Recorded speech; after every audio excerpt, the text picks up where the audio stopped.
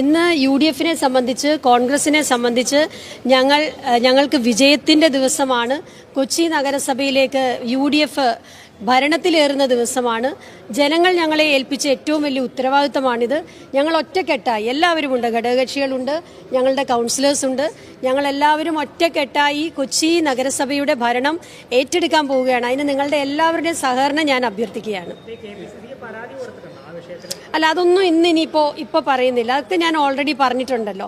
അതിൽ നിന്നൊന്നും പിന്മാറിയിട്ടൊന്നുമില്ല. പക്ഷേ ഇന്നത്തെ ദിവസം ഞങ്ങൾക്ക് വിജയത്തിൻ്റെ ദിവസമാണ്. ജനങ്ങൾ തന്ന വലിയ വിജയത്തിൻ്റെ ദിവസമാണ്. അത് ഞങ്ങൾ ഇന്ന് ജനങ്ങൾക്ക് വേണ്ടി ഇന്ന് ഞങ്ങൾ അധികാരമേൽക്കുകയാണ്.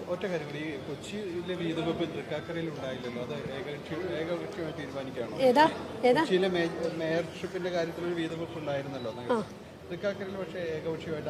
അല്ല, തൃക്കാക്കരയുടെ കാര്യത്തിൽ അത് MLA ഉൾപ്പെടെയുള്ളവർ അത് KPC-യുമായി പറഞ്ഞിട്ടുണ്ട്.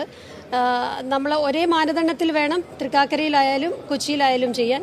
ഒന്നുകിൽ KPC മാനദണ്ഡം, അല്ലെങ്കിൽ ജില്ലയ്ക്കകത്തൊരു മാനദണ്ഡം അത്തരത്തിൽ സമവായം ഉണ്ടാക്കേണ്ടതായിട്ടുണ്ട്. അത് ഞാൻ പിന്നീട് പറയാം. അതിൻ്റെ അകത്തൊക്കെ ഉള്ള കാര്യങ്ങളൊക്കെ പാർട്ടി വേദികളിൽ ചർച്ച ചെയ്യുന്നതായിരിക്കും.